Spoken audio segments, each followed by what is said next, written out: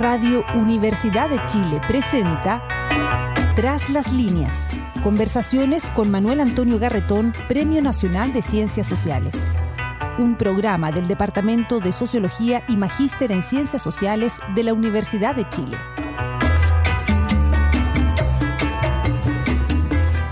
Muy buenas tardes. Bienvenidos y bienvenidas a Tras las líneas, el programa del Magíster en Sociología del Departamento de Sociología y la Facultad de Ciencias Sociales de la Universidad de Chile. Y tenemos una noticia que plantearles, que decirles, y es que este programa, que hasta el momento ha sido cada 2 semanas, cada 15 días, va a comenzar desde la próxima semana a ser semanal. Y eso es una gran responsabilidad y una gran alegría para nosotros. Como ustedes saben, lo que intentamos en este programa es una conversación con personalidades del mundo de las ciencias sociales, principalmente, intelectual, académico, pero para hablar en un lenguaje no de artículos académicos, sino abierto a todo el público interesado, sobre los aportes que las ciencias sociales pueden hacer a los problemas que nos acucian como personas, como sociedad. Y hoy día tenemos una invitada muy especial,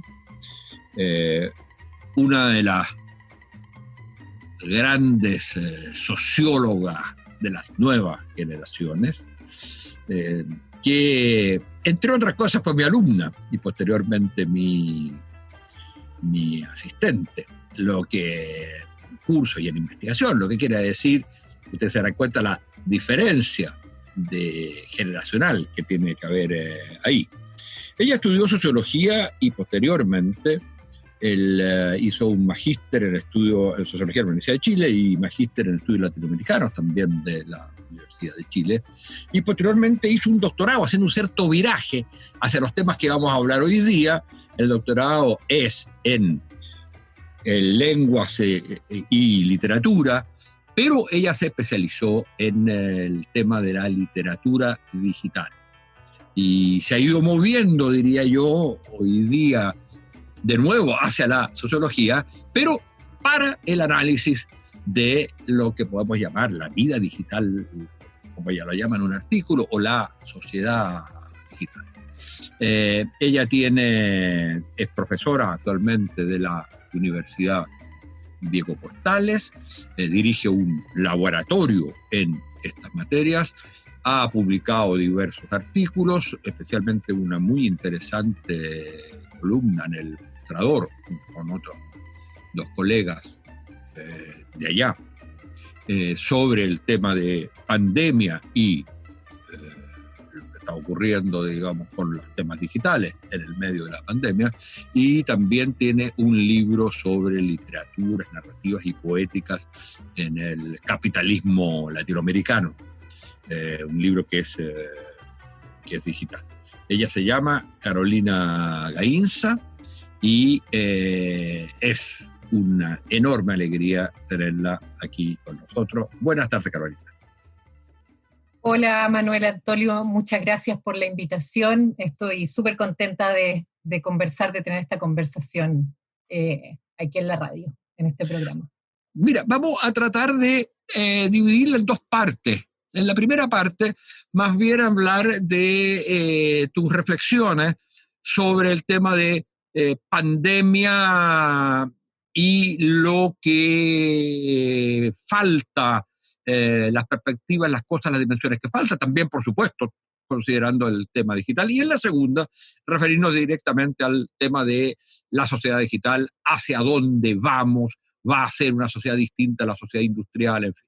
Para partir, yo te diría lo siguiente, tú señalabas en uno de los artículos que aquí se había puesto un énfasis fundamentalmente en lo biomédico y en lo económico, y que habían muchas otras dimensiones y otras dimensiones que eran constitutivas del problema, no efectos, no cosas ad latere, sino constitutivas de la crisis actual que tienen que ver con el tema de la educación, del trabajo, de la cultura, de la virtualidad y también señalabas lo político. Y hay, por lo tanto, implícita una cierta crítica a lo que se ha estado haciendo, tanto por parte del gobierno como, digamos, por el conjunto de la sociedad, entiendo yo. La pregunta es doble, un poco un comentario tuyo sobre esto de qué es lo que ha faltado y por qué hay otras dimensiones que son importantes, porque si no, no se sale bien de la crisis o no se resuelve la crisis, incluso que se puedan resolver los problemas estrictamente sanitarios. Es más, es probable que ni siquiera los problemas sanitarios se pueden resolver si no se consideran estos otros aspectos. Pero la pregunta también es, bueno, ¿y era posible hacer otra cosa cuando estamos en la situación que esto nos pilló a todos de improviso? Entonces uno puede decir, mira, faltó esto, faltó otro. ¿Era posible haber hecho otra cosa? Haber, digamos, tomado todas estas otras dimensiones. Y por otro lado, no hay una cierta injusticia en decir que esto no se ha considerado, cuando de hecho uno ve que en la educación, en los temas de trabajo, en todos los otros temas de comunicación, por ejemplo, todo lo que tiene que ver con los temas de televisión, ligado a la educación, etc., también han sido considerados. Bueno, adelante. Son bien amplias las preguntas, pero yo pensaba, y hay muchos temas ahí que uno podría abordar, yo pensaba que, un poco agarrándome de lo último que dijo, si era posible hacerlo de otra manera, o sea, ¿qué duda cabe que lo principal al comienzo de la pandemia eran los aspectos biomédicos? O sea, obviamente que una de las cosas más urgentes es salvar vidas, es no dejar morir a las personas, buscar métodos, digamos, y en eso sí se ha avanzado bastante, por ejemplo, mejorar los tiempos de diagnóstico, ¿cierto? De procesar las muestras para detectar COVID, etcétera. Eso era lo urgente, ¿ya? Pero lo que a mí me interesa aquí, y un poco era lo que planteábamos con Claudio Gutiérrez y Mercedes López en ese artículo, era que lo urgente no nos puede hacer perder de vista otros temas, y que son otros temas que se van a hacer urgentes en el futuro, y no en el futuro de largo plazo, sino que digamos, en los próximos meses, y lo estamos viendo un poco en lo último que ha aparecido respecto a las desigualdades, las desigualdades en todo nivel, las desigualdades de clase, las desigualdades en educación, las desigualdades en el trabajo, etc. Que era un poco el tema que ya se había levantado y por lo que surge el estallido social, ¿cierto? Y que eso hoy día se hace mucho más patente en el manejo de la crisis, ¿ya? Entonces, como decía, obviamente que es fundamental y quizás y lo primario es ocuparse de la vida biológica, de nuestra sobrevivencia. Pero nuestra vida no se reduce solamente a estar vivos, nuestros cuerpos vivos, ¿ya? Y ahí es donde nosotros entramos en esa carta a decir, nuestra vida además está hecha de otras dimensiones. Y ahí es donde entra la dimensión social, la dimensión cultural, la dimensión política. Entonces nosotros o al menos lo que yo planteo, o lo que planteábamos en esa columna, pero también como yo parte de la Asociación de Investigadores en Arte y Humanidades, es que es necesario que en las mesas de conversación, como la mesa social, por ejemplo, u otros, digamos, hay una mesa de datos, ¿ya? O sea, ¿por qué no podría haber una mesa que se ocupe de aspectos sociales y culturales y que converse con las otras mesas?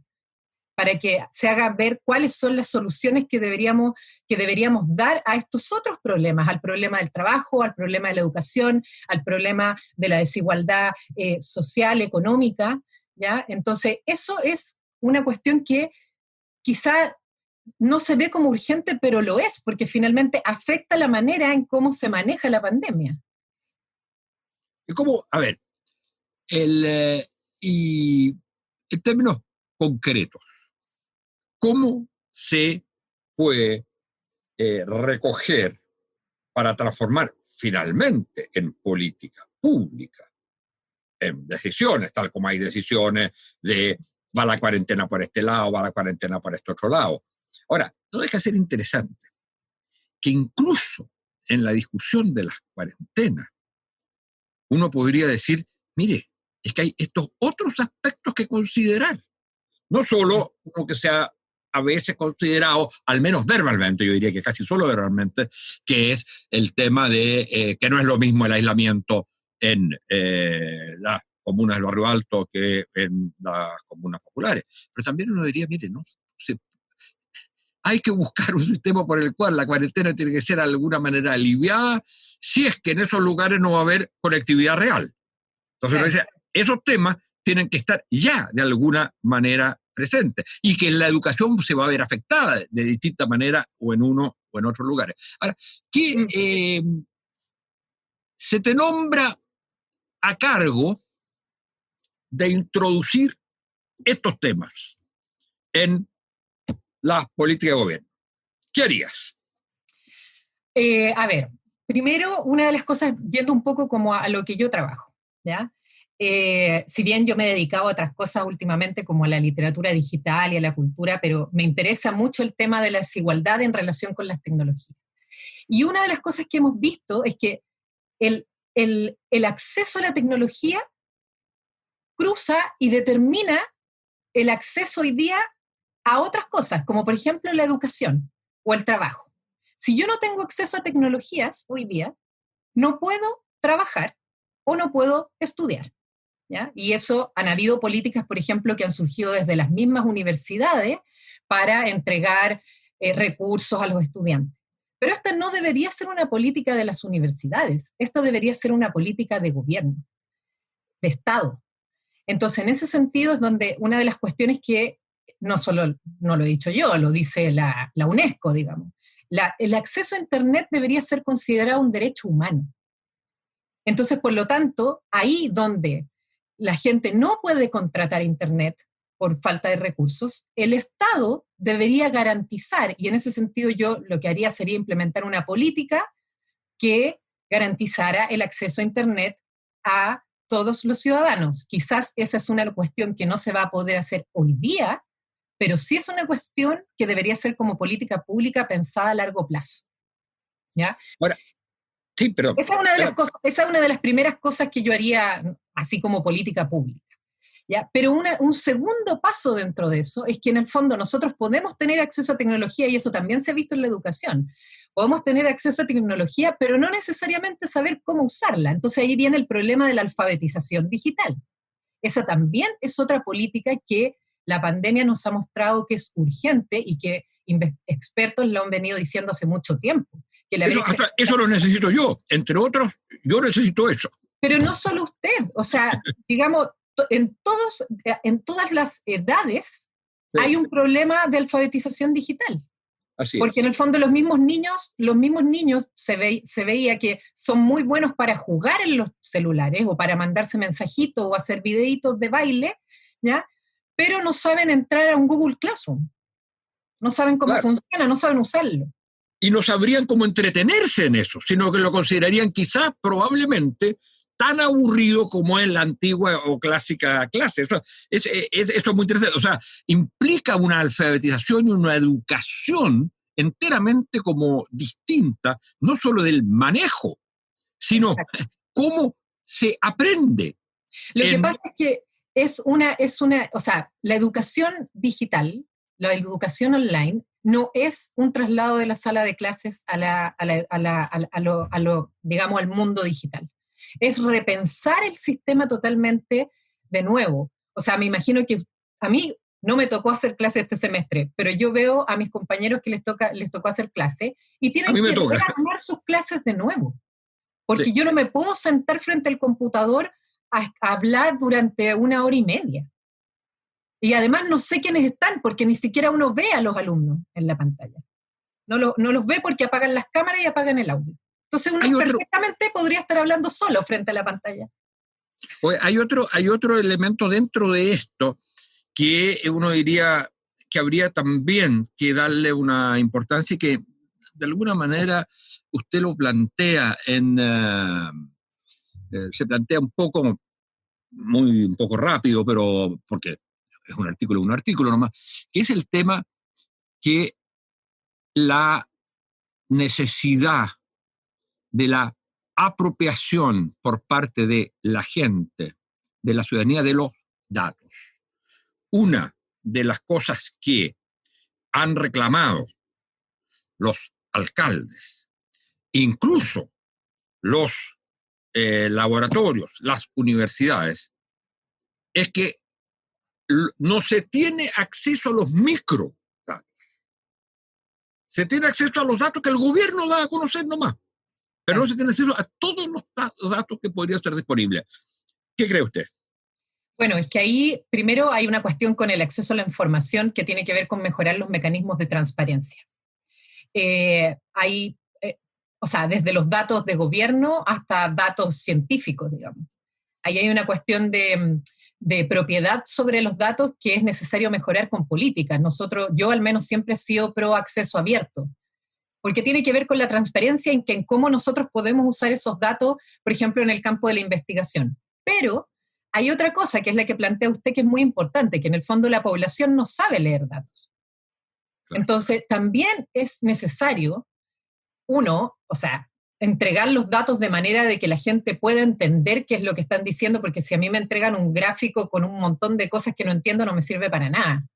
O me entregan una base de datos, no me sirve para nada, le puede servir a un investigador, pero no a un ciudadano común y corriente. Entonces hay que pensar cómo se entrega la información, pero también hay que preparar a los estudiantes para que no sean necesariamente expertos en datos, pero sepan leer datos. Y esa también es una necesidad también para quienes estamos sobre todo en las humanidades.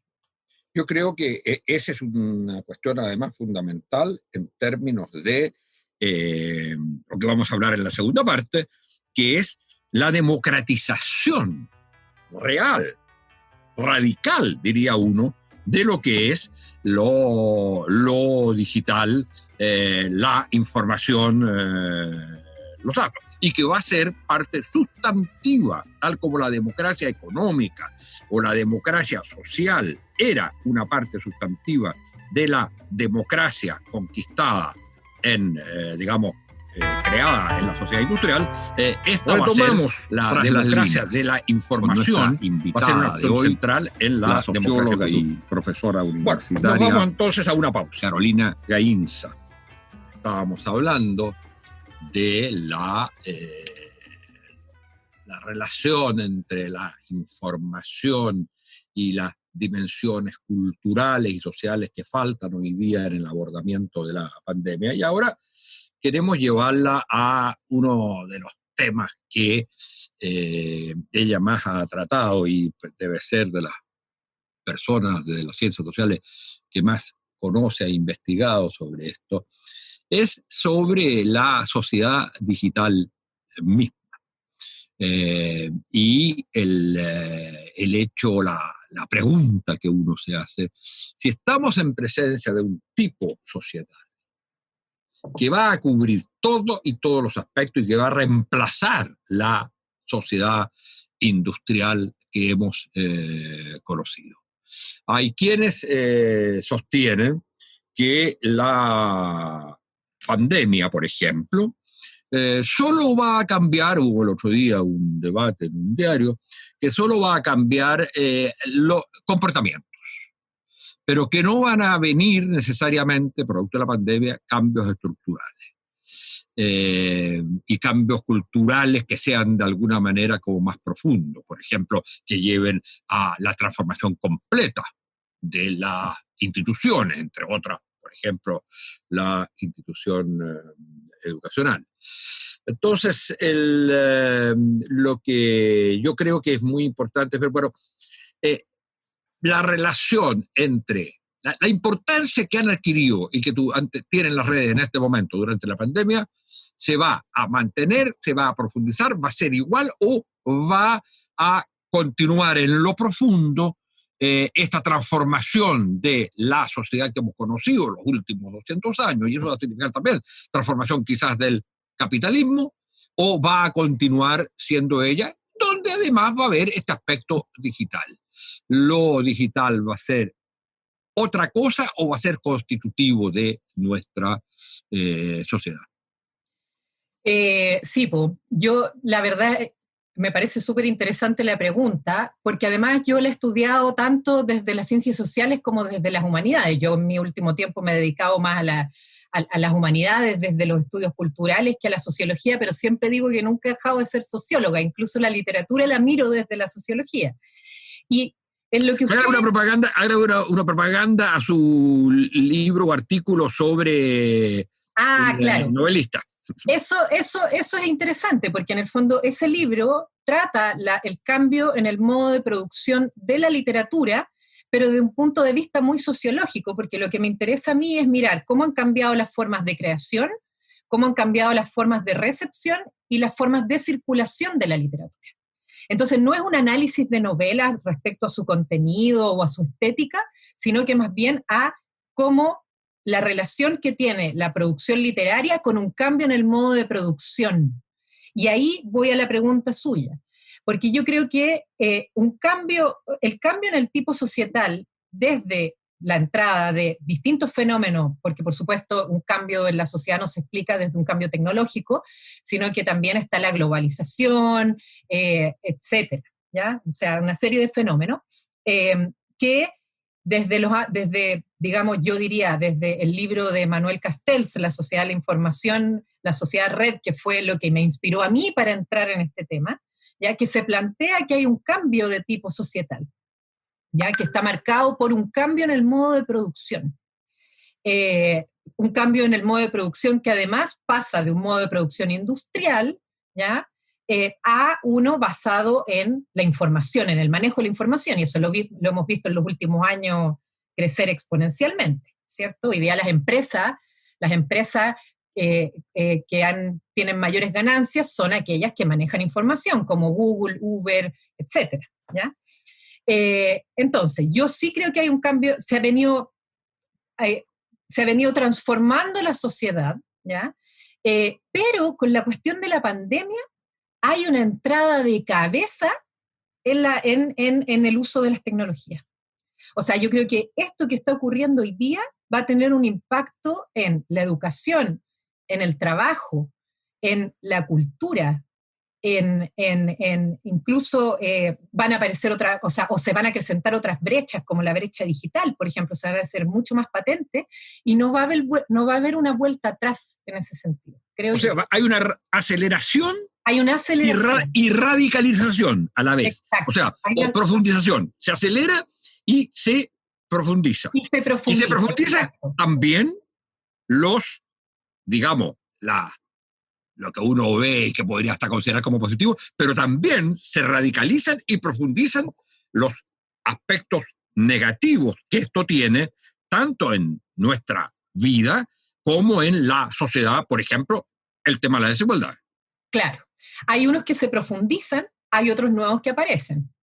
Entonces, uno podría decir que lo que yo llamo la vida digital, ¿ya? Que hoy día se hace súper patente, no es que nosotros tengamos una doble vida, es decir, como que existe el mundo de lo digital y el mundo de lo real, por llamarle de alguna manera, por separado, sino que más bien nuestra vida está cruzada, o sea, nosotros nos movemos entre uno y otro hasta tal punto en que ya no somos capaces de diferenciar entre vivir en el mundo virtual y vivir en el mundo real, porque lo que hacemos en el mundo virtual se traduce en acciones en el mundo real y viceversa, ¿ya? Entonces, y dentro de eso, la brecha tecnológica hace patente la falta de un elemento, que en este caso sería lo digital, un elemento de lo real en la vida humana, ¿ya? Es decir, aquellos que no poseen dispositivos electrónicos o que no tienen las capacidades o las habilidades para manejarse con esos dispositivos o con Internet, quedan fuera de la realidad. Entonces quedan fuera de lo que vive gran parte de la humanidad. Y eso en la pandemia se hace súper visible, porque aquellos que no tienen acceso a las tecnologías quedan fuera de esa vida, fuera de lo que estamos viviendo. Entonces no se pueden informar, no se pueden contactar con sus seres queridos, etc. Entonces yo creo que una política, digamos, en este sentido, pensando incluso en políticas de educación, en lo que sería la vida digital, debería estar orientada a no solamente generar capacidades en la población para saber cómo desenvolverse en el mundo del trabajo, por ejemplo, en los nuevos trabajos que van a aparecer hoy día, que se habla mucho de eso, que van a aparecer en el futuro, sino que cómo apropiarse de una forma creativa y de una forma crítica también de las tecnologías. A eso me refiero yo con saber cómo usarlas. Es decir, ser capaces de, por ejemplo, comunidades que son capaces de desarrollar sus propias tecnologías. Eso ocurre mucho en comunidades rurales o en comunidades indígenas en México. O sea, el mismo movimiento zapatista desarrolló su propia tecnología de comunicación. ¿Ya? Entonces, y incluso, y volviendo de nuevo a la pregunta que usted me hacía, este cambio en el tipo de sociedad, por ejemplo, lo hemos visto también en los movimientos sociales. Si bien los movimientos sociales no se explican por el uso de la tecnología ha cambiado totalmente la manera en cómo se estructuran los movimientos, creo yo. Sí, mire, a propósito de eso, bueno, no sé si ha sido ya, entre paréntesis, si ya fue publicado, pero yo quiero invitar a los auditores y auditoras a la lectura de este artículo suyo, no el de la columna Los Mostradores, ya los cité con otros dos colegas, sino este otro que a mí me pareció muy, muy interesante, que se llama precisamente La vida digital. Ahora, la vida digital no es lo mismo que la sociedad digital. Sí, no es lo mismo. Y en la sociedad digital hay una dimensión, o en la sociedad, que es a la vez industrial y digital. No se reemplazó cuando se habla de la sociedad red o de la sociedad informática. Bueno, la verdad que hoy día una particularidad es que las industrias actúan en red, pero siguen siendo industrias y empresas con transformaciones importantes, etc. O sea, hay todavía el principio organizador de lo que es el trabajo industrial. Claro que de alguna manera eso va a cambiar. Y también tenemos el modelo de desarrollo predominante en la sociedad industrial, que fue el capitalismo. Mi pregunta ahora, mi preocupación es la siguiente. ¿Qué efectos, si es que le interesa tocar ese tema, qué efectos o qué transformaciones en el capitalismo, en el modo de desarrollo principal que tuvo la sociedad industrial, va a traer la sociedad digital? ¿Y qué transformaciones en la política, donde el régimen político, Estado, vinculado con un pueblo a través de un conjunto de instituciones que se llamaban democracia, fue lo propio de la sociedad industrial?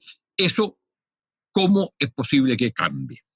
O que no cambie, o cómo debiera cambiar para no perder aquellos valores importantes que tuvo la democracia.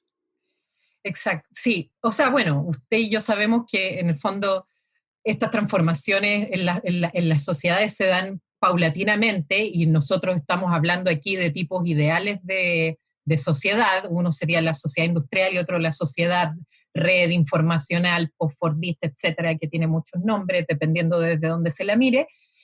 Pero por supuesto que lo que vemos hoy día o lo que hemos visto en los últimos años es que han ido surgiendo nuevas estructuras, ¿ya? Pero esas sin necesariamente que las otras se acaben, digamos. Yo mirándolo desde la literatura, es lo mismo que cuando decían salió el libro electrónico, el fin de los libros. No, lo que ocurre es que va apareciendo un sistema, ¿ya?